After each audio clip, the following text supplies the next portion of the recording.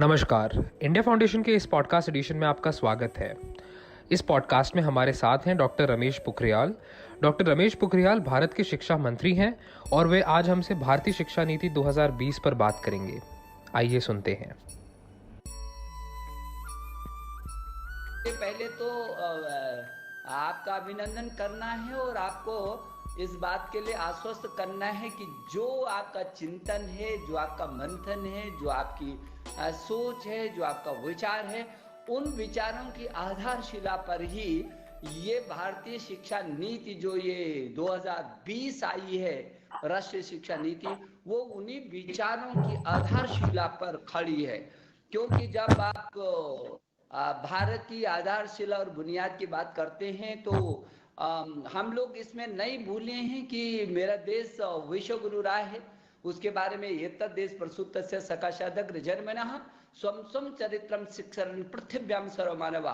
पूरी दुनिया के लोग जहाँ तक्षशिला, नालंदा और विक्रमशिला जैसे विश्वविद्यालय होते थे, जहाँ ज्ञान, विज्ञान, अनुसंधान, प्रौद्योगिकी क्षेत्र में पूरी दुनिया का मानस शिक्षा ग्रहण करने के लिए आता हो, ऐसा देश जिसने विविध क्षेत्रों में पूरी दुनिया का मार्गदर्शन किया हो, आज वही अतीत को वर्तमान से जोड़कर और वर्तमान को भविष्य में शोध, अनुसंधान, नवाचार और प्रौद्योगिकी के साथ मिलकर के हम विश्व के शिखर पर उस प्रतिस्पर्धा पर ले जाने के लिए इस नई शिक्षा नीति को तैयार हैं। जब हम इसकी बुनियाद की बात करते हैं तो मुझे लगता है कि हम कभी इस बात को नहीं भूलते हैं कि जो मेरे देश में जिस महान भारत में तमाम ऐसे वैज्ञानिक हुए हैं, ऐसे विचारक हुए हैं, चाहे वो चरक ऋषि हो जिसने आयुषो वेदा आयुर्वेद कहा है कि आयु का विज्ञान ही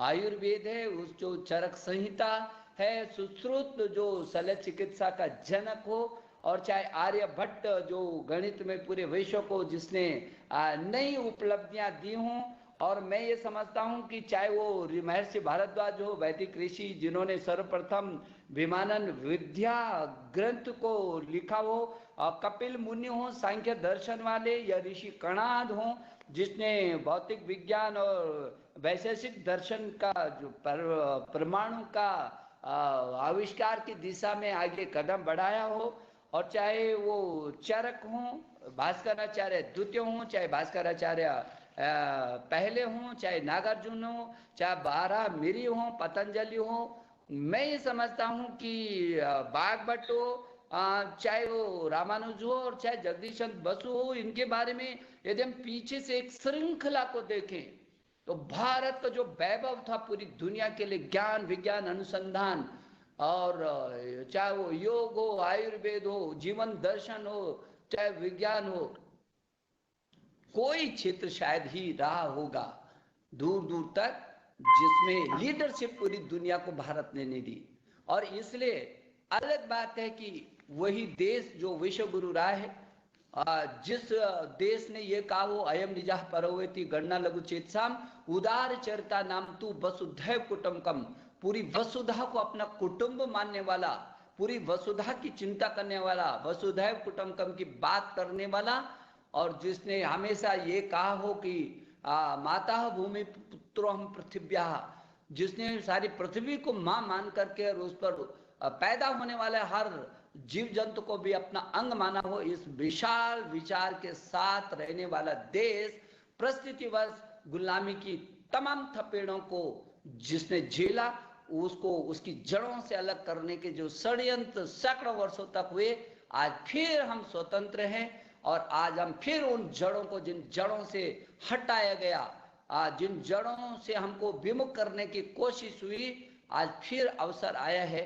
उन्हीं जड़ों पर खड़े होकर के भविष्य के फलक पर फिर अपने ज्ञान, विज्ञान, अनुसंधान को लेकर के, अपने नवाचार को लेकर के, अपने जीवन मूल्यों के आधार पर खड़े होकर के आगे बढ़ने का। और इंडिया फाउंडेशन हमेशा इस बात को करता रहा है। मैं इसलिए आपका आभारी हूं, और मुझे लगता है कि आज जब हम भारतीय मूल्यों के आधार पर खड़े होकर के ये नई शिक्षा नीति को लाते हैं तो मुझे खूब विश्वास है कि इंडिया फाउंडेशन के जितने भी हमारे माननीय सदस्य हैं और जो अपने जीवन का तिल तिल खपा करके अपना वैचारिक दृष्टि से और विभिन्न कार्यक्रमों के माध्यम से, विभिन्न गतिविधियों के माध्यम से एक देश में एक नई दृष्टि पैदा करने के लिए हमेशा प्रयासरत रहे हैं। उन सभी सदस्यों को आज इस बात पर खुशी होगी, क्योंकि जो ये नई राष्ट्रीय शिक्षा नीति है वे जीवन मूल्यों की आधारशिला पर खड़े होकर के, जहाँ वेद, पुराण, उपनिषद, योग, आयुर्वेद समेत तमाम वैज्ञानिक विधाओं से जुड़े समृद्ध इतिहास को वैश्विक प्रभाव में परिवर्तन करने की इच्छा शक्ति के साथ आई है। वहीं जो हमारा प्राचीनता अतीत था उसको नई शिक्षा नीति वर्तमान से जोड़ करके ज्ञान, विज्ञान, अनुसंधान, प्रौद्योगिकी और नवाचार से युक्त करके विश्व प्रतिस्पर्धा की मुकाबला करने की दृष्टि से जो लाए हैं, इसमें हम गुणवत्ता परक लाए हैं, उत्कृष्टता से युक्तता लाए हैं, उदारवादी हैं, अंतिम छोर तक जाने के व्यक्ति तक कैसे करके हमको हमारी पहुंच होनी है। ये शिक्षा नीति जवाबदेही भी है, समग्र विकास की क्षमता वाली भी है और ज्ञान आधारित शिक्षा नीति है। इसमें सामर्थ्य भी और समानता भी है।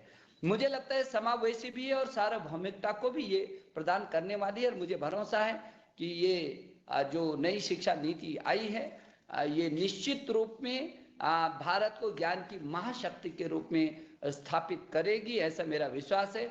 यदि मैं समझता हूं कि आमूल चूल परिवर्तन की दिशा में यदि हम देखें तो ये जो स्कूली शिक्षा और उच्च शिक्षा की प्रणालियों में हम परिवर्तनकारी सुधारों को जो लेकर के आए हैं, उसमें नई शिक्षा नीति का जो 2030 तक हम 100% स्कूली शिक्षा में GR करना चाहते हैं। जो 2.5 करोड़ के आसपास ड्रॉप आउट हो जाते हैं बच्चे भिन्न भिन्न कारणों से, उनको किसी तरीके से उनको विभिन्न कार्यक्रमों के माध्यम से, विभिन्न योजनाओं के माध्यम से एक तो हम 100% GR चाहते हैं। दूसरा, जो 2020 तक स्कूली बच्चों को मुख्य धारा में ला करके आगे बढ़ा रहे हैं, वहीं हम लोग उच्च शिक्षा में 2035 तक 50% GR करने के लक्ष्य को लेकर के चले हैं। कि 50% तक हम जाते हैं तो 3.5 करोड़ नए छात्रों को उच्च शिक्षा में प्रवेश करने में ये सफलता हासिल होगी। पूरी दुनिया के लिए ये 3.5 करोड़ नए बच्चे उच्च शिक्षा में आने का ये बहुत बड़ा गौरव होगा।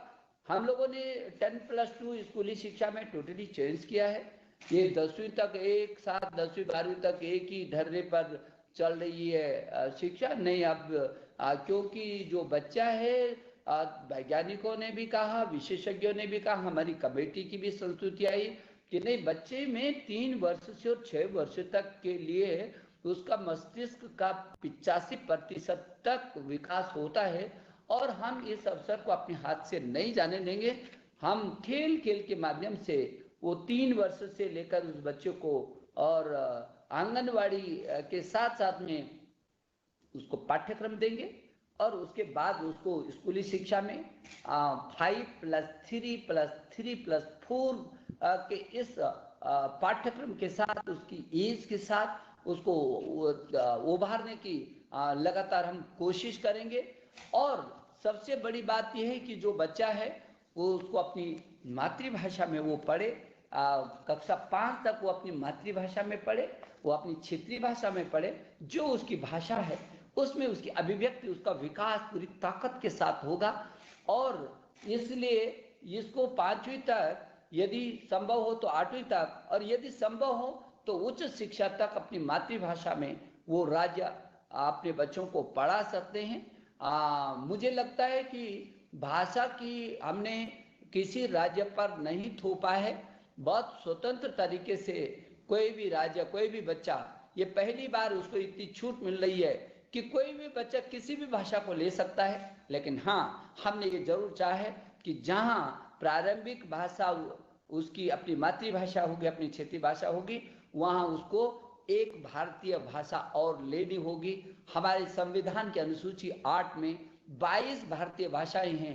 हम इन सभी भारतीय भाषाओं को ताकत देना चाहते हैं, सशक्त करना चाहते हैं। इनके अंदर जो ज्ञान विज्ञान अनुसंधान समाया है, जो इसकी खुशबू है, हम पूरे देश और दुनिया में बिखेरना चाहते हैं। चाहे तमिल है, तेलुगु है, मलयालम है, कन्नड़ है, गुजराती, मराठी है, बंगाली है, चाहे वो उर्दू है, संस्कृत है, हिंदी है, उड़िया है। ये हमारी जो 22 भारतीय भाषाएं हैं, इसकी अपनी खुशबू है, इसके अंदर जो नॉलेज है, ये परंपराएं हैं, जो इसका अपना विजन है, जो इसकी उसकी शब्दों की जो आत्माएं हैं, उसमें जो समाया ज्ञान विज्ञान अनुसंधान है, हम उसको और तेजी से बढ़ाना चाहते हैं। और यूनेस्को ने भी लगातार इस बात का हमेशा आग्रह किया है कि जो प्रारंभिक शिक्षा है उसको यथासंभव मातृभाषा में ही होना चाहिए।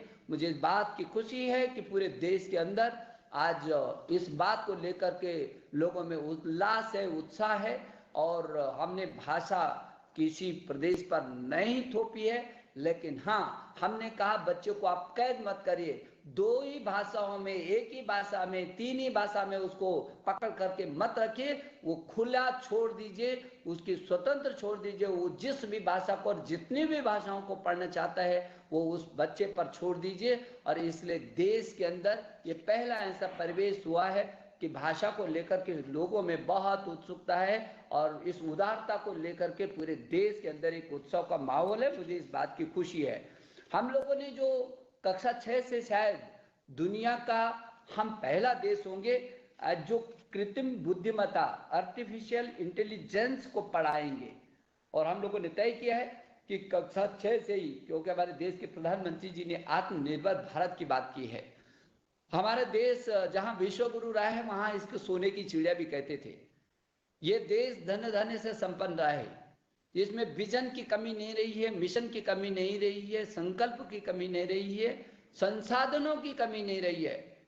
ये आपसी जो समन्वय है, कब कहां पर कैसे और क्या करना है, इसके जो समन्वय का है, ये नई शिक्षा नीति बेहतर तरीके से इसको आगे लाने की कोशिश कर रही है। इसलिए हमने कक्षा 6 से 6 से ही हमने वोकेशनल स्ट्रीम हम साथ ला रहे हैं। ये जो पढ़ाई है, पढ़ाई के साथ शिक्षणेतर गतिविधियां हैं, वो खेल है, सांस्कृतिक कार्यक्रम है, योग है, तमाम उसके जीवन की अतिरिक्त गतिविधियां हैं।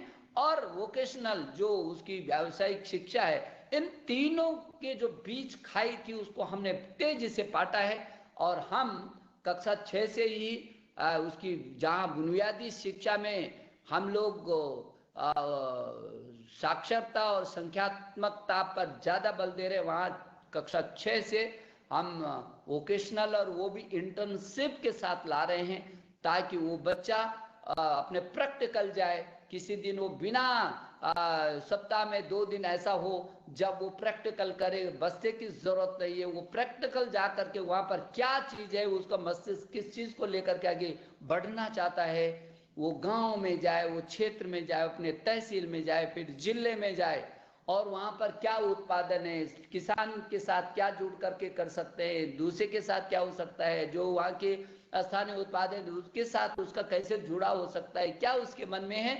और स्कूली शिक्षा से निकलने के बाद वो इतना स्किल उसके पास हो, इतना कौशल हो कि वो अपने में पैरों पर खड़े होने की ताकत रख सके। और यदि उसके बाद स्कूली शिक्षा के बाद वो आगे बढ़ना चाहता है तो उस विधा को लेकर के उसका मास्टर माइंड और तेजी और ताकत के साथ आगे बढ़ सके, ये हम कक्षा 6 से शुरू करना चाहते हैं। हम लोगों ने ये भी तय किया है कि जहाँ मूल्यांकन होता था बच्चे का, केवल अंक और अक्षर ज्ञान पर मूल्यांकन होता था, अब वो मूल्यांकन के भी हम लोगों ने टोटली जो है चेंज कर दिया है। अब ये 360 डिग्री होलिस्टिक प्रोग्रेस कार्ड के साथ उसका मूल्यांकन होगा, और वो भी मूल्यांकन वो बच्चा भी अपना करेगा, उसका अभिभावक करेगा, उसका अध्यापक करेगा, उसका साथी भी करेगा। उसका 360 डिग्री होलिस्टिक जो मूल्यांकन होगा। और फिर इसको रिपोर्ट कार्ड नहीं बोलेंगे हम, इसको प्रोग्रेस कार्ड बोलेंगे। प्रोग्रेस कार्ड, क्या प्रोग्रेस हुई है उसकी। और इसलिए इसमें भी मूल्यांकन में भी हमने आमूल चूल परिवर्तन किया है। और जिस दिन बच्चा अपना मूल्यांकन स्वयं करना शुरू कर देगा, जिस दिन उसका साथी भी उसका मूल्यांकन करेगा और उसको पता है मेरे माता पिता भी करेंगे तो मेरा साथी भी करेगा, तो मुझे भी करना है तो मेरे अध्यापक भी करेंगे, उस दिन आमूल चूल परिवर्तन आएगा उस बच्चे में। और ये हम लोग अभी तत्काल इसको हमने शुरू कर दिया है। उच्च शिक्षा के पाठ्यक्रम में हम बहुत लचीलापन लाए हैं। ये आपको लगेगा कि इस सीमा तक का लचीलापन लाए हम कि कोई भी विषय कोई भी छात्र कहीं से भी ले सकता है, पढ़ सकता है। वो विज्ञान के साथ वो संगीत ले सकता है, वो संगीत के साथ इंजीनियरिंग के साथ वो किसी भाषा के साहित्य के विषय को ले सकता है। हम उस पर छोड़ना चाहते हैं, हम उसको दबाव नहीं देना चाहते हैं, हम उस पर पूरी तरीके से छोड़ना चाहते हैं कि बताइए आप क्या पढ़ना चाहते हैं, उसके लिए मैदान खाली है। जो उसके मन में विचार आता है उसमें थोपना नहीं चाहते। पहली बार उसको इतनी आज़ादी मिलेगी जब वो अपने मन और मस्तिष्क के अनुरूप अपने विषयों का चयन करेगा और उसी में दौड़ भाग करके महारत हासिल करेगा। ये भी इसकी एक खूबसूरती शिक्षा नीति की। और मैं ये समझता हूँ जहाँ हम ये लचीलापन लाए हैं वहीं हमने उपयुक्त प्रमाणीकरण के साथ एकाधिकार प्रवेश और निकास की भी अनुमति दे दी है। कभी कब चाहे वो प्रवेश करना चाहता है और जब चाहे वो निकास करना चाहता है। कई बार क्या होता है कि यदि 4 वर्ष की कोई डिग्री है और परिस्थितिवश वो 2 वर्ष में ही छोड़ करके जाना चाहता है, ये जा रहा है, उसकी परिस्थितियां उसको इजाजत नहीं दे रही हैं कि वो आगे अपनी पढ़ाई को पूरा जारी रख सके, तो वो 2 वर्ष भी उसके बेकार हो जाते थे। और उसके बाद जब वो लौट करके आना चाहता था तो वो फिर शुरू से करता था। यहाँ तो उसको फिर प्रवेश मिलता ही नहीं था, और शुरू में भी प्रवेश मिलेगा या नहीं मिलेगा बहुत मुश्किल होता था। अब हम लोगों ने नई जो व्यवस्था की है वो ट्रांसफर ऑफ क्रेडिट की सुविधा के लिए अकादमिक बैंक ऑफ क्रेडिट बनाया है। एक ऐसा क्रेडिट बैंक बनाया है, ऐसा क्रेडिट बैंक बनाया है, जब वो यदि 1 साल में छोड़ के जा रहे हैं तो हम उसको सर्टिफिकेट दे सके, यदि 2 साल में वो छोड़ के जा रहे हैं तो हम उसको डिप्लोमा दे सके, यदि वो 3 साल में छोड़ के जा रहे हैं तो हम उसको डिग्री दे सके, और यदि वो फिर लौट करके अपनी पढ़ाई शुरू करना चाहता है तो वो वहीं से फिर पढ़ाई शुरू कर सकता है, अपने क्रेडिट को लेकर के जहां उसने छोड़ा था वहां से वो अपनी पढ़ाई को शुरू कर सकता, आगे बढ़ा सकता है। और इसलिए अब वो मुक्त है। अब वो उसको भरोसा होगा, उसको ताकत के साथ करेगा कि नहीं कोई बात नहीं, यदि मैं परिस्थिति में छोड़ भी दूंगा तो फिर आकर के मैं अपने करियर को, अपने भविष्य और सुधार कर सकता हूँ, आगे बढ़ा सकता हूँ। और डिजिटल लॉकर्स, डीजी, एक ऐसा डिजी लॉकर्स होगा जिसमें उसकी सारी की सारी चीजें एकत्रित होंगी। उसको सर्टिफिकेट कहीं ले करके जाना की जरूरत नहीं है, वो जहां चाहे वो अपने लॉकर से निकाले, अपने कार से निकाले, उसके सारे प्रमाण पत्र, अंक तालिकाएं जहां चाहे देश और दुनिया में वो अपना निकाल करके वो प्रमाणित तरीके से जा सकता है, उसको दर दर भटकना नहीं पड़ेगा। ये डिजी लॉकर्स का भी व्यवस्था हम लोग लेकर के आए हैं। मुझे लगता है कि जब हम लोग इस बात को लेकर के करते हैं कि आखिर देश दुनिया के फलक पर कौन सा कारण है कि हम बहुत तेजी से उभर नहीं पाते हैं, तो हमको ये लगता है कि हम शोध और अनुसंधान में कहीं पीछे हैं। हमारा जो शोध और अनुसंधान का है वो व्यापक तरीके से अभी इसमें कठिनाई है। इसलिए हम लोगों ने अभी जो शोध और अनुसंधान की दिशा में NRF लाए हैं, नेशनल रिसर्च फाउंडेशन।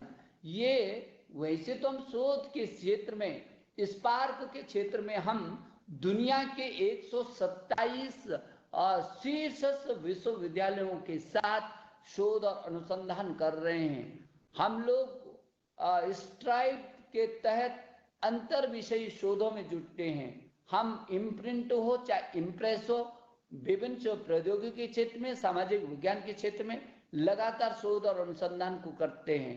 प्रधानमंत्री अध्येता छात्रवृत्ति, उसमें भी हम पूरी ताकत के साथ शोध और अनुसंधान में जुटे हैं। और चाहे वो ज्ञान हो चाहे ज्ञान प्लस हो, ज्ञान में हम अपनी यहाँ फैकल्टी को आमंत्रित करते हैं दुनिया की, और ज्ञान प्लस में अब हमारी फैकल्टी दुनिया में भी पढ़ाने के लिए जाएगी।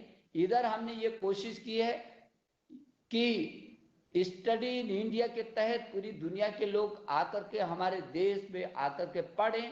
हम कुछ नया उसको देना चाहते हैं। और अब इस समय स्टे इन इंडिया, स्टे के रूप में हमने कहा क्योंकि इस देश से 7.5 से लेकर के 8 लाख तक छात्र विदेशों में पढ़ने के लिए जाते हैं और एक मोटा मोटा यदि हिसाब लगाया जाए तो 1 लाख करोड़ से लेकर 1.5 लाख करोड़ तक प्रतिवर्ष भारत का विदेशों में जाता है। हमारी प्रतिभा भी और हमारा पैसा भी हमारे काम नहीं आता है। प्रतिभा जब वो जाता है तो वो अपना भविष्य वहीं तलाशने लगता है और बहुत कम फिर इधर लौट करके आता है। पैसा भी चला गया, प्रतिभा भी चली गई। और इसलिए अब इस जो नई शिक्षा नीति आई है वो पूरी ताकत के साथ इन नवयुवकों को आह्वान करती है, जाने की जरूरत नहीं है, जो आपको दुनिया में मिलेगा वो हिंदुस्तान की धरती पर उससे बेहतर देने की हमें मादा है। और इसलिए हमने ये कहा है दुनिया की 100 शीर्ष विश्वविद्यालयों को भी हम आमंत्रित करेंगे, लेकिन हम अपनी शर्तों पर करेंगे यहाँ उन विश्वविद्यालयों को, और हम भी अपने विश्वविद्यालयों को दुनिया की धरती पर सरसाएंगे और जो ये छात्र हैं इस छात्र को यहाँ बेहतर तरीके से शिक्षा देंगे। इस छात्र को स्टे इन इंडिया के तहत इस छात्र को ये भरोसा दिलाने में हम सफल होंगे। वैसे भी ऐसा नहीं है, पीछे के समय में लोगों ने एक ऐसा माहौल बनाया कि शायद अब दुनिया देश में कुछ है ही नहीं। 2013 के बाद आदरणीय नरेंद्र मोदी जी के आने के बाद शिक्षा की दिशा में बहुत व्यापक तब्दीलियां हुई हैं, परिवर्तन हुए हैं। और वैसे भी हमारी शिक्षा, ऐसा नहीं है कि शिक्षा हमारी कमजोर है। मैं तो ये समझता हूं कि आज चाहे गूगल हो चाहे माइक्रोसॉफ्ट हो, हमारी धरती से, देश की धरती से मेरे IIT से पढ़ने वाले बच्चे आज अमेरिका जैसे और तमाम विकसित देशों की शीर्षस्थ कंपनियों का नेतृत्व कर रहे हैं। मैं समझता हूं यदि अमेरिका में ही बहुत अच्छी पढ़ाई होती तो मेरे इस IIT से निकलने वाले छात्र आज पूरी दुनिया को लीडरशिप नहीं देते।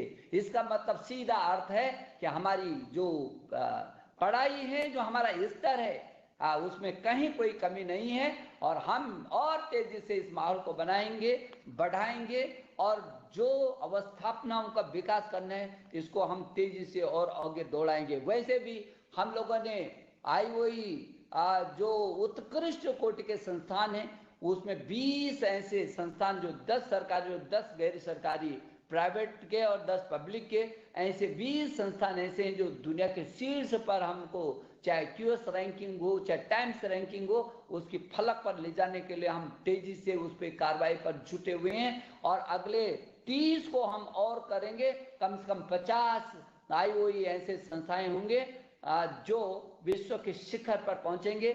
इधर हम लोगों ने HIFA के माध्यम से अवस्थापनाओं के विकास के लिए 1 लाख करोड़ 2022 तक हम उस पर खर्च करेंगे।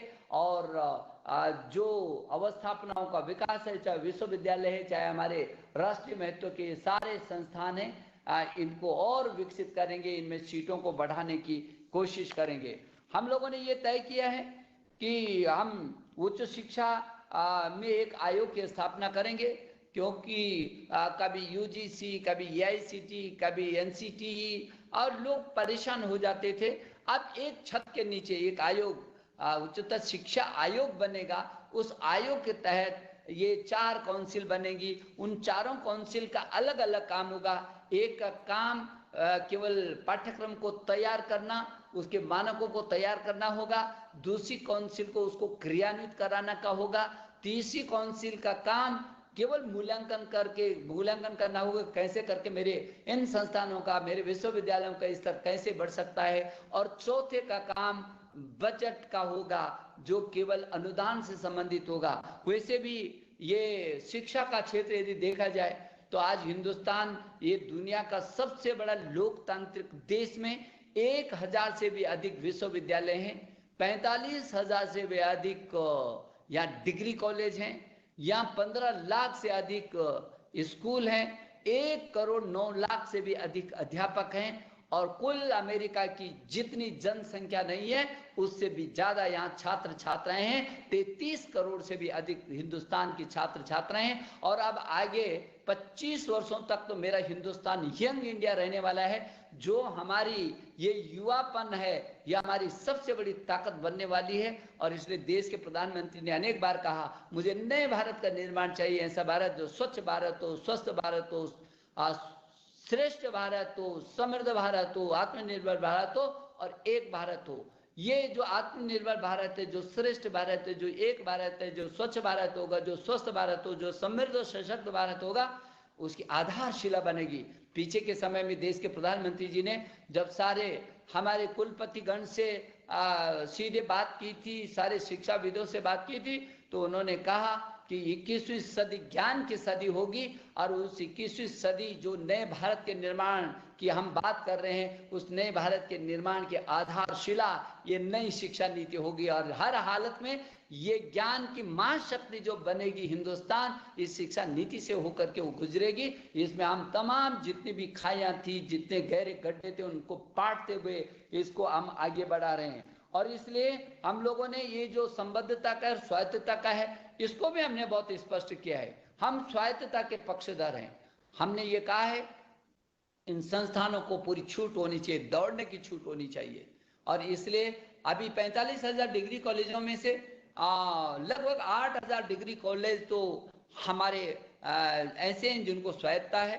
लेकिन हम चरणबद्ध तरीके से इनके मूल्यांकन नैक के माध्यम से इनके मूल्यांकन करेंगे। और मूल्यांकन करते हुए पहले उनको बी को पहले तो सभी का लगातार मूल्यांकन करेंगे, रजिस्ट्रेशन करेंगे। अभी तक तो लोग कभी मूल्यांकन ही नहीं कराते थे। तो मूल्यांकन के आधार पर बी को ए में लाएंगे, ए को ए प्लस में ले जाएंगे, ए प्लस को हम ए प्लस में लेकर के जाएंगे। जैसे जैसे इनकी क्षमता बढ़ती जाएगी, जैसे जैसे इनकी अवस्थापना बढ़ती जाएगी, ये अपनी स्वायत्तता की ओर बढ़ते जाएंगे। और एक दिन ऐसा आएगा कि हमारे बहुत सारे संस्थान स्वायत्त शासित संस्थानों को आगे बढ़ाएंगे, अपनी छलांग पूरी दुनिया में मारेंगे और एक नए युग का सूत्रपात करेंगे। विश्वविद्यालयों को भी जब मैं देखता हूँ, अभी जब मैं पीछे के समय में एक विश्वविद्यालय में दीक्षांत समारोह में गया था, तो मैंने कुलपति जी से पूछा कुल कितने, जब उन्होंने कहा कि आज 2.5 लाख लोगों को हम डिग्री देंगे, तो मैंने उनसे पूछा 2.5 लाख लोगों को डिग्री देंगे, ये कितने वर्ष पुराना है? बोले नहीं साहब, ये तो इसी वर्ष का है, एक वर्ष में ही 2.5 लाख। उन्होंने बताया यहाँ सब 800 कॉलेज मेरे साथ संबंध है।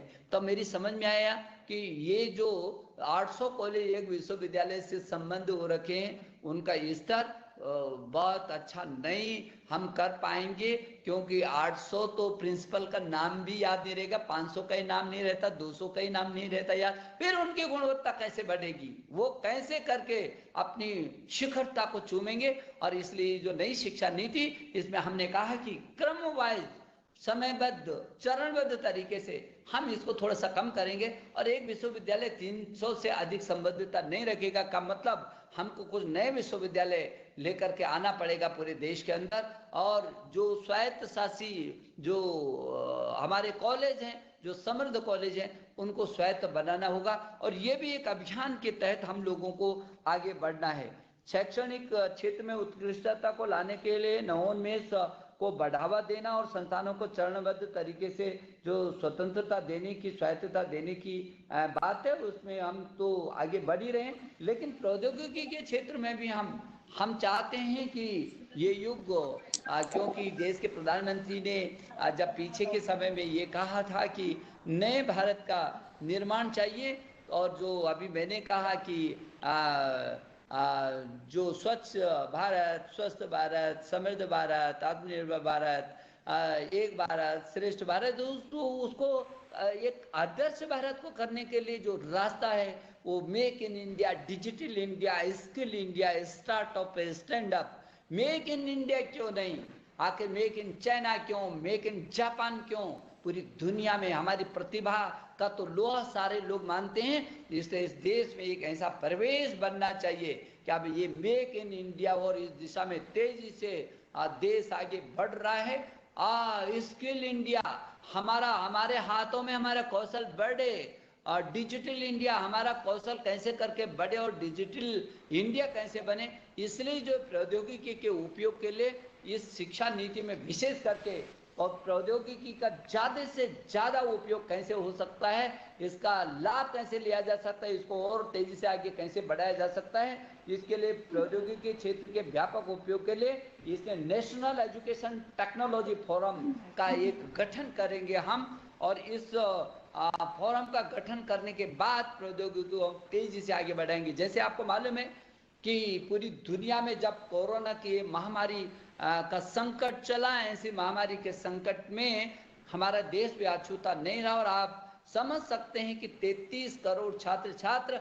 अचानक अपनी सुरक्षा की दृष्टि से घर पर कैद हो जाए और चले 2 दिन 4 दिन 1 सप्ताह तो समझ में आता है, लेकिन लगातार आगे बढ़ता चला जाए, जिसके अंदर ऊर्जा होती है, जो 1 मिनट भी बैठ नहीं सकता।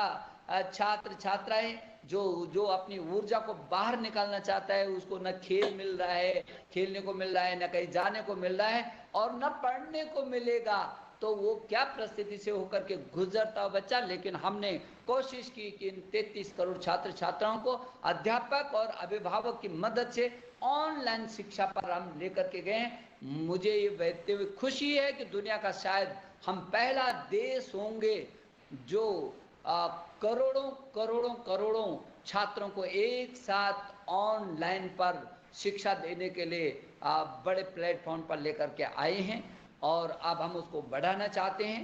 हम जो प्रधानमंत्री जी ने कहा कि 1 नेशन 1 डिजिटल प्लेटफॉर्म और 1 क्लास 1 चैनल, इनको लेकर के हम आगे बढ़ना चाहते हैं। हमको मालूम है कि इन परिस्थितियों में जबकि हम स्कूल नहीं खोल पा रहे हैं और बहुत सारे छात्र अभी ऐसे हैं जो बहुत दूरस्थ क्षेत्र में हैं, उनके पास स्मार्ट टेलीफोन नहीं होगा, उनके पास नेट की सुविधा नहीं होगी, वो उस छात्र तक हम कैसे पहुंच सकते हैं। हमारे सामने तमाम चुनौतियां हैं, लेकिन उन चुनौतियों का मुकाबला करते हुए हम हर कदम पर आगे बढ़ रहे हैं।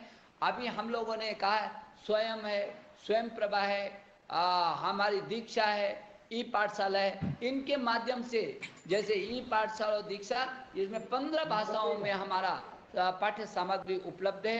हमारा जो स्वयं है वो पूरी दुनिया का सबसे बड़ा प्लेटफॉर्म है, इतना बड़ा प्लेटफॉर्म है जो दुनिया के लोग उसको विजिट कर रहे हैं और उसकी और सामर्थ्य हम बढ़ा रहे हैं। जो स्वयं प्रभा है ये 32 चैनलों का है, जो 24 घंटे हम डिश टीवी पर चलाएंगे। हम लोग टाटा स्काई पर उसको 24 घंटे इन टीवी को चलाएंगे और जो 32 चैनल हैं उस 32 चैनल के माध्यम से, टीवी के माध्यम से हम अपने बच्चे को आगे जो जिसके पास वो संसाधन नहीं है वो उसका उपयोग कर सकता है। हम सामुदायिक रेडियो के माध्यम से उसका प्लान बना रहे हैं, काफी कुछ हद तक हम उस तक पहुंच गए हैं। अब शायद जो कमी रही है उसको भी हम लगातार पाटने में जुटे हुए हैं। और इसलिए जो ये ऑनलाइन जो एजुकेशन है, शायद ये भी दुनिया का हम पहला देश होंगे जिन्होंने 100 विश्वविद्यालयों को ऑनलाइन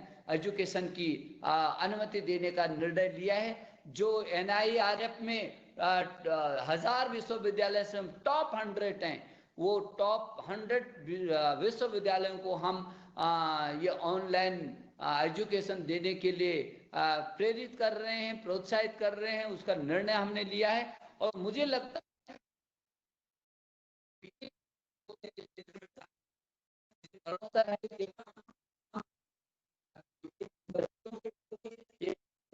गंतव्य बनेगा।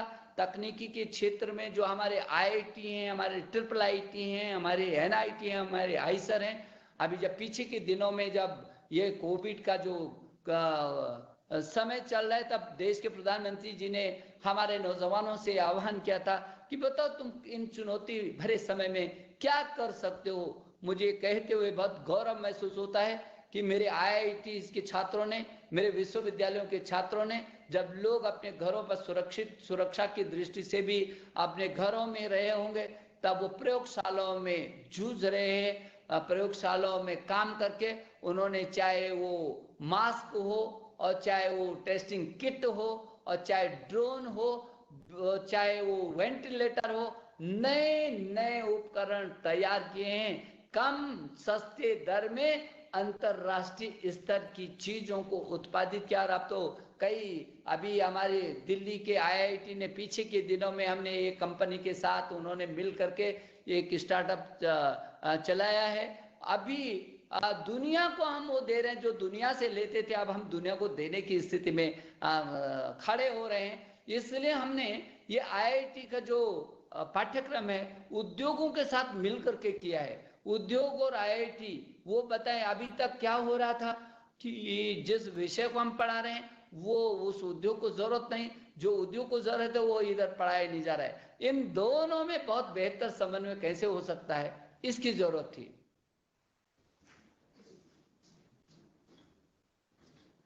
मेरी आवाज आपको आ रही है? आपकी आवाज आ रही है? आ रही है सर। जी जी आ रही है। तो अभी जो हमारे आईआईटी हैं, उन आईआईटी को उद्योगों के साथ जोड़ करके हम उनके अनुरूप पाठ्यक्रम को तैयार करेंगे और वो जो छात्र है वो लगभग 50% उन उद्योगों में प्रैक्टिकल देगा।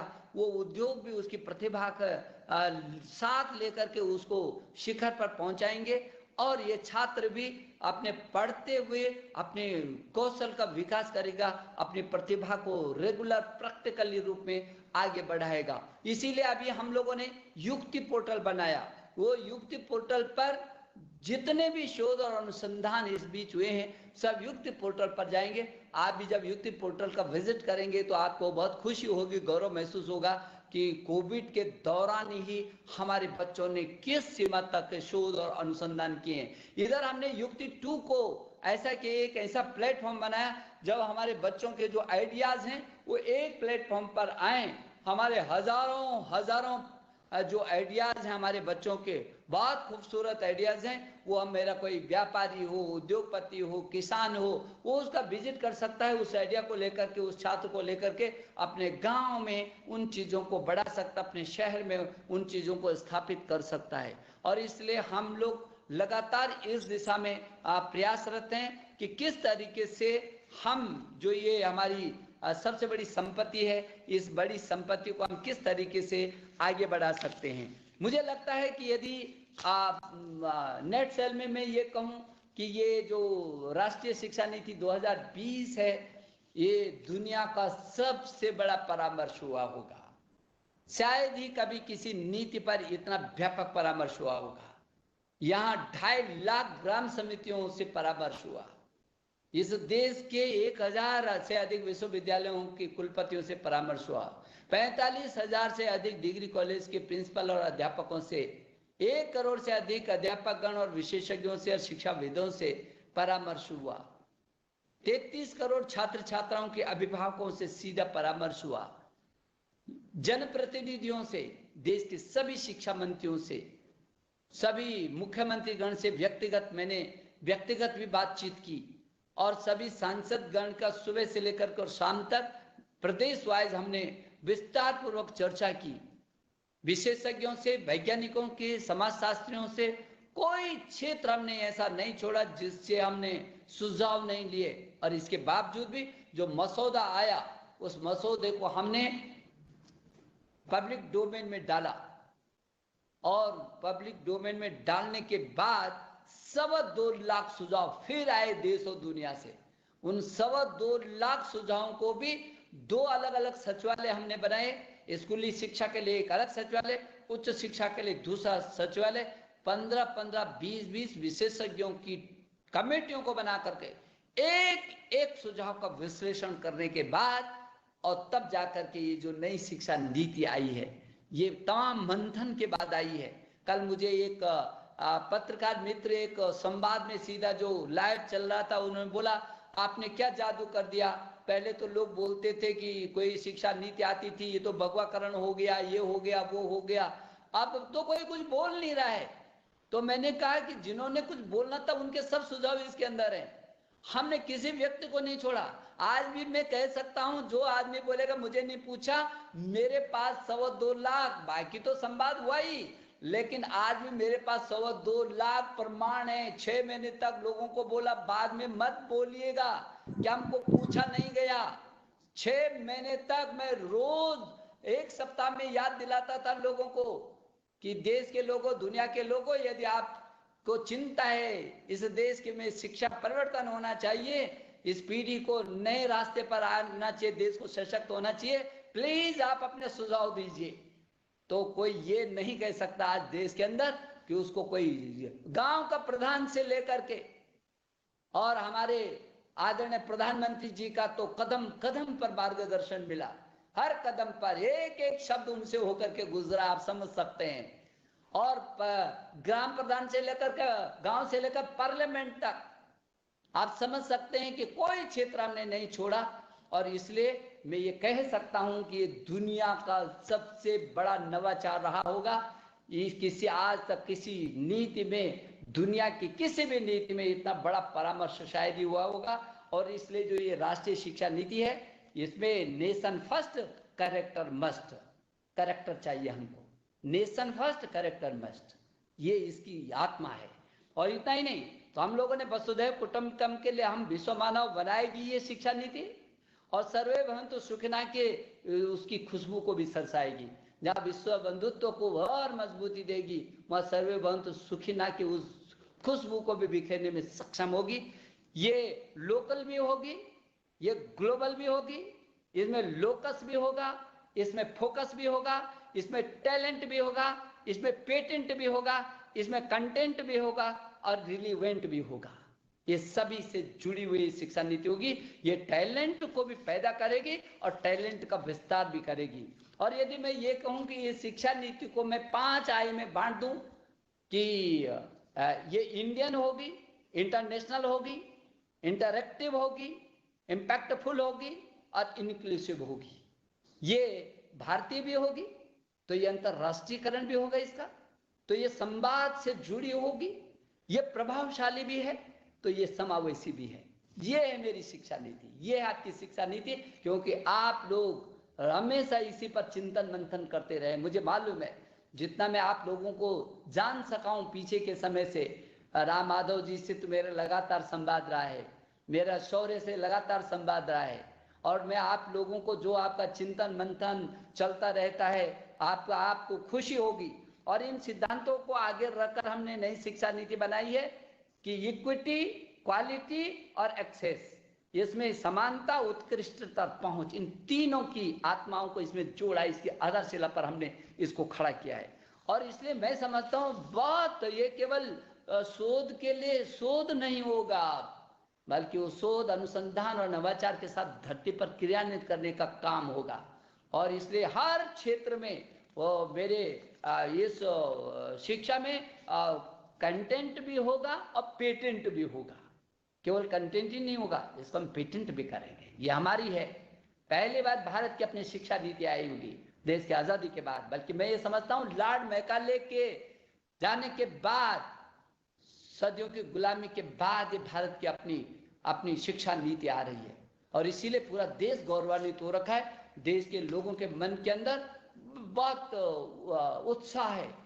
और क्योंकि अनुसंधान की, जिसकी मैं इसलिए बात कर रहा हूं कि एक वक्त था जब हमारे देश के प्रधानमंत्री लाल बहादुर शास्त्री जी थे, तब हम सीमाओं पर जूझ रहे थे, बहुत संकट में थे। इधर खाद्यान्न का संकट था, उधर सीमाओं का संकट था। उस समय लाल बहादुर शास्त्री जी ने पूरे देश के लोगों को जय जवान और जय किसान का नारा दिया। पूरे लोग खड़े हो गए और दोनों संकटों का हमने मुकाबला किया। जब अटल बिहारी वाजपेयी, भारत रत्न अटल बिहारी वाजपेयी, उन्होंने एक नए युग का सूत्रपात किया। अटल जी ने कहा कि अब विज्ञान की जरूरत है, और उन्होंने जय विज्ञान कह करके पूरी दुनिया को चौंका दिया था।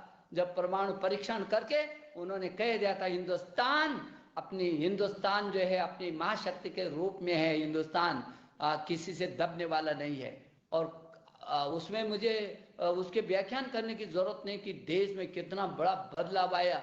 दुनिया के लोगों ने हमारे बारे में सोचने का पूरा मतलब ही बदल गया था दुनिया के लोगों को। और जो अब वर्तमान में हमारे देश के प्रधानमंत्री आए हैं, नरेंद्र मोदी जी, उन्होंने अब जय अनुसंधान का एक नया नारा दिया। उन्होंने कहा जय जवान जय किसान और जय विज्ञान के बाद अब जय अनुसंधान है। अनुसंधान की जरूरत है हमको। हमारे जो विश्वविद्यालय हैं, जो हमारे बड़ी संस्थाएं हैं, वो विश्व फलक पर चाहे क्यूएस रैंकिंग है और चाहे टाइम्स रैंकिंग है, जब हम समीक्षा करते हैं तो लगता है शोध और अनुसंधान में थोड़ा सा पीछे रह गए। और इसलिए अनुसंधान में पूरी ताकत झोंकेंगे हम, उस खाई को भी समय पाटेंगे और बिल्कुल नवाचार के साथ, नए अनुसंधान के साथ हम लोग आगे बढ़ेंगे। इसीलिए एनआरएफ ला रहे हैं, नेशनल रिसर्च फाउंडेशन को ला रहे हैं, ताकि शोध की यहाँ संस्कृति बहुत तेजी से बढ़ सके और हम अपने अतीत को, जिनके बारे में अभी मैंने शुरू में ही कहा कि क्या था हमारा अतीत, उस अतीत को भी पकड़ करके भविष्य के साथ तेजी से दौड़ना, ज्ञान विज्ञान और अनुसंधान के साथ उसको आगे बढ़ाना, विश्व के फलक पर, विश्व के शिखर पर लेकर के जाना।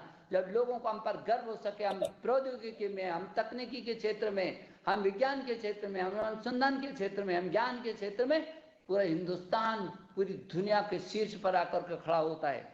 और इसलिए मैं ये समझता हूँ कि ये जो शिक्षा नीति है ये बहुभाषी भी है और आशावादी भी है और निष्ठावादी भी है। इनमें सब कुछ समाया हुआ है। ये उत्तर से दक्षिण को, पूर्व से पश्चिम को जोड़ती है और आज जो बनी भाषाओं की संकीर्ण सीमाओं को भी तोड़ती है। यदि आप इस शिक्षा नीति को देखेंगे तो कस्तूरी रंगन जी जो पद्मश्री, पद्म भूषण और पद्म विभूषण है और जो इसरो के चेयरमैन रहे हैं, उनकी अध्यक्षता में ये कमेटी बहुत बड़े शिक्षाविदों के साथ उनकी संस्तुति आई है, लगातार परामर्श के बाद आई है। मंजुल भार्गव पूरी अमेरिका को छोड़ करके मंजुल ने पूरा का पूरा समय यहाँ दिया है। हमारे बहुत सारे, एक के बाद यदि मैं नाम गिनाऊं तो ऐसे लोग थे जो शिक्षा के क्षेत्र में जिन्होंने अपने तिल तिल खपाया है। उसके बाद ये शिक्षा नीति आई है।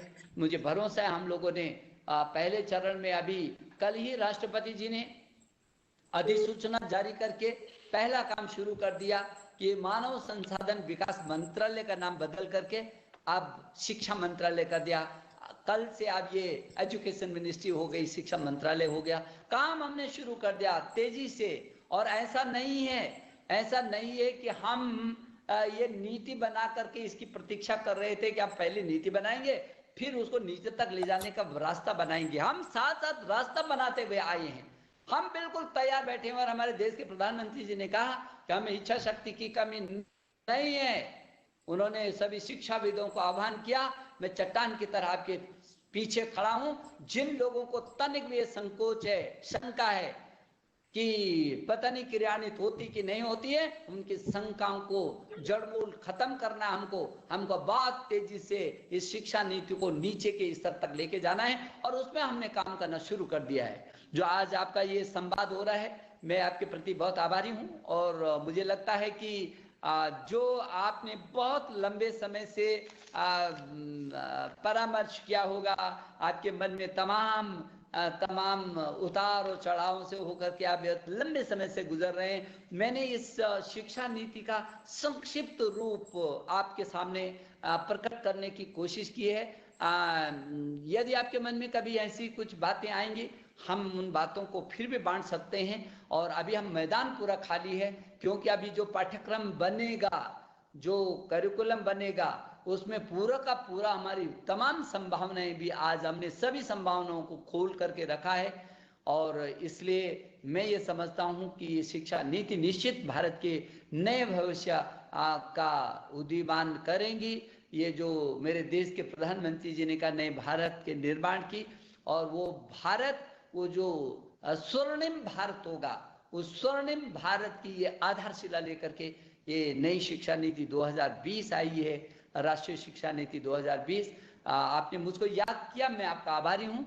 एक बार मैं पुनः आपको हृदय की गहराइयों से अभिनंदन करता हूँ। और आप जिस गति से, जिस मिशन के साथ, जिस मंथन के साथ आप इस भारत की बुनियाद को और मजबूत करने में जुटे हुए हैं, मैं आपका अभिनंदन करता हूँ। बहुत बहुत धन्यवाद।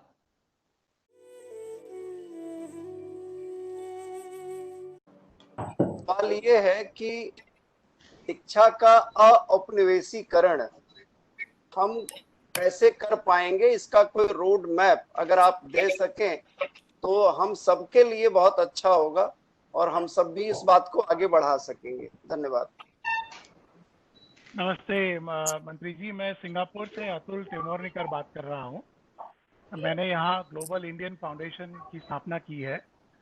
आपको मैं बताना चाहूँगा कि 2013 में हम लोगों ने सारे साउथ एशियन देशों में स्कूल्स किए हैं और 2013 में जो आज के क्राउन प्रिंस जापान के वो आए थे, वो इसलिए आए थे कि वो बोले कि हमें भारतीय शिक्षा जो यहाँ दे रहे हैं आप लोग जापानी स्टूडेंट्स को, उसका हमें उदाहरण देखना है। मैं आपको खुशी ये बताना चाहता हूँ कि भारत की हमारी जो पाठशाला है जापान में टोक्यो में, वो आज जापानीज क्वालिटी के तौर पे आज 9th रैंकिंग, सीबीएसई की 9th रैंकिंग पूरे वर्ल्ड की ली है। हम आपसे ये गुजारिश करेंगे कि एक तरह से हमारा भारतीय टैलेंट को डेवलपमेंट के लिए जो आपने राष्ट्रीय शिक्षा नीति की है, उसी तरह से बाहर विदेशों के बच्चों को डेवलप करने के लिए कोई नीति का अगर आपको विचार कर सकते हैं तो बहुत अच्छा होगा।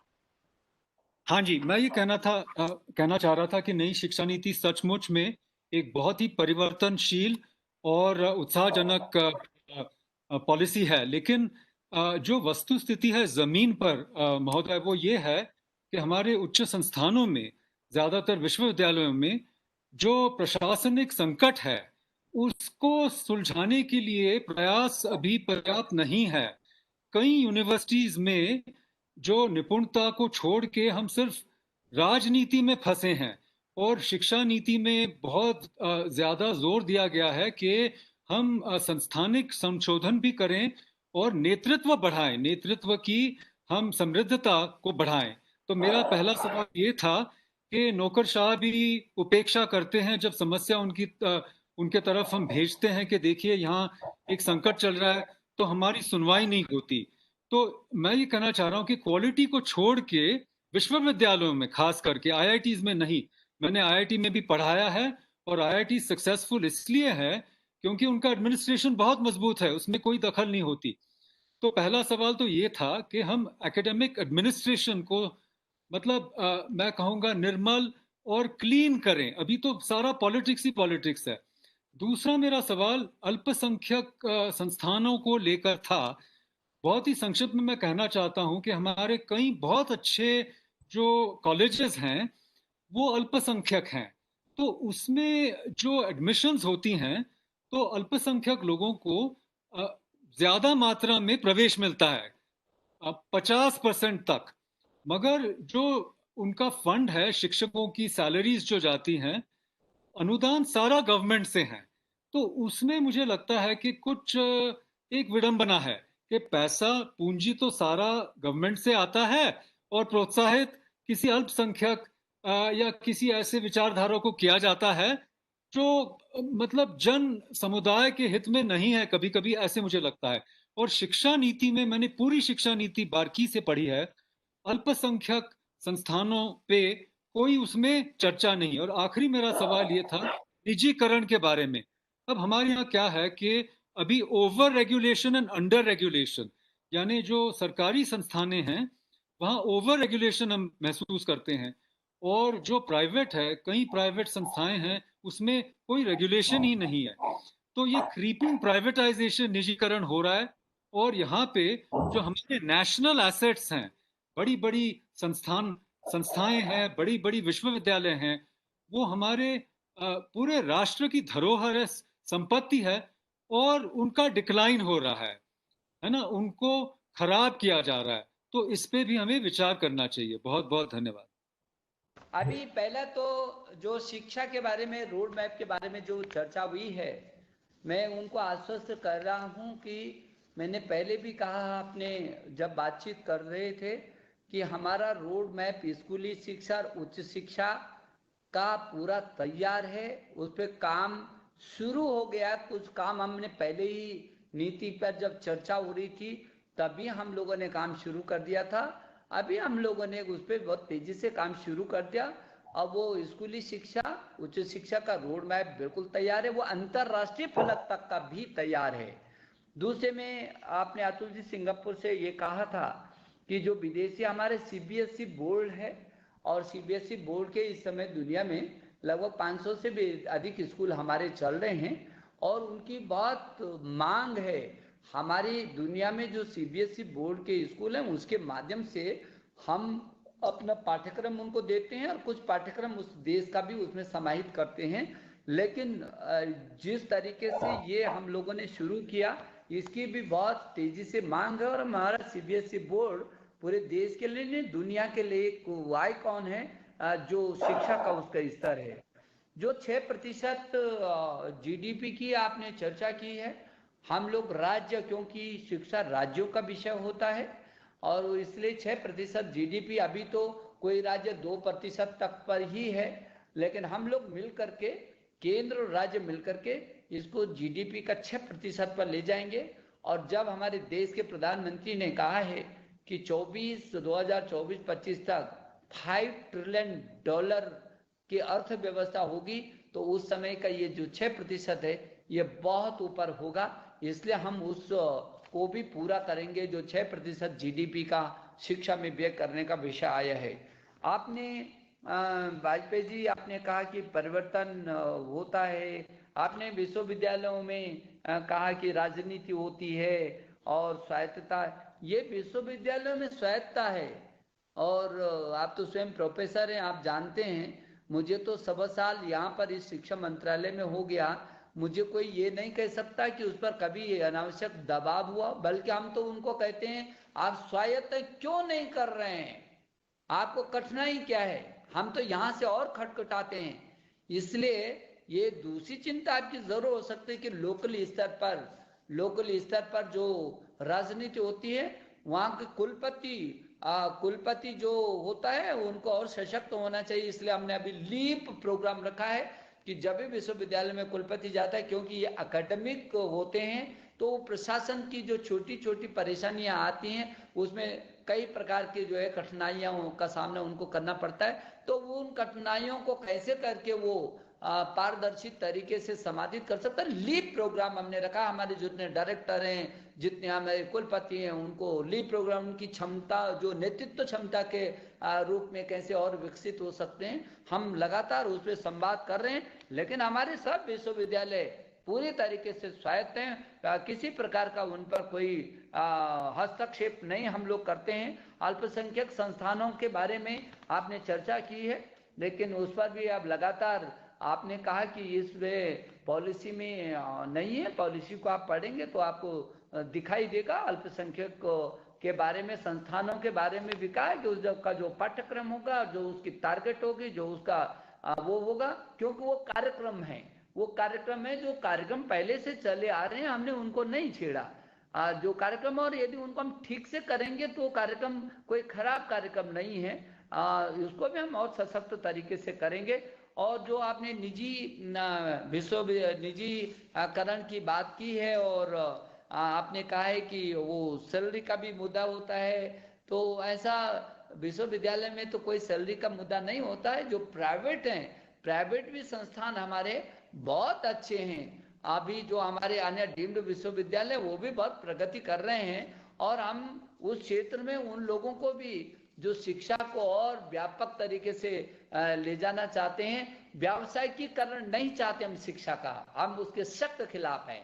लेकिन जो लोग मिशन मोड में शिक्षा को सरकार के कंधे से कंधा मिलाकर के आगे बढ़ाना चाहते हैं, उनके लिए हमारा पूरा मैदान खाली है।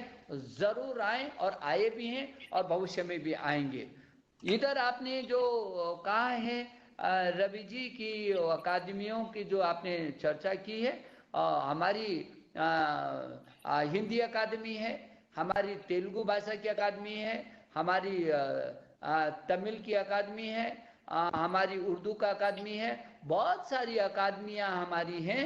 और जो शेष अकादमियां रहेंगी उसको भी हम, क्योंकि हम भारत की 22 भारतीय भाषाओं हम और सशक्त करने के पक्षधर हैं, और हमारी वो जो भाषाएं हैं वो हमारी खूबसूरती है, और इसको हम सशक्त तरीके से इन भाषाओं के समृद्धता के लिए, और ये भाषाएं किस तरीके से और आगे हम इनको सशक्त कर सकते हैं, हम इस दिशा में लगातार कोशिश कर रहे हैं। आपने ट्रांसलेशन की बातचीत की है, आपकी चिंता बिल्कुल जायज़ है, बात सही है। और आपको मैंने पहले भी कहा कि जो हमारी स्कूली शिक्षा है, हम 15 भाषाओं में वो हमारी शिक्षा है, लेकिन जो किताबें हैं हमारी, उस किताबों में सभी भाषाओं में वो अनुवाद दे करके हम कर रहे हैं, उसमें कोई दिक्कत नहीं होगी किसी भी बच्चे को। तो मुझे लगता है ये मोटा मोटा आपका जो कुछ सवाल थे, जो बचे हुए सवाल होंगे आप मुझे भिजवाइएगा और मैं उनका भी उत्तर दूंगा। लेकिन यदि आप इस शिक्षा नीति को पढ़ेंगे तो आपको खुशी होगी, आपके सवालों का स्वतःस्फूर्त जवाब भी मिलेगा। मैं फिर एक बार आप सबका अभिनंदन करता हूँ, बहुत बहुत धन्यवाद। इंडिया फाउंडेशन के इस पॉडकास्ट को सुनने के लिए बहुत बहुत धन्यवाद। इंडिया फाउंडेशन के चैनल को लाइक, शेयर और सब्सक्राइब करें।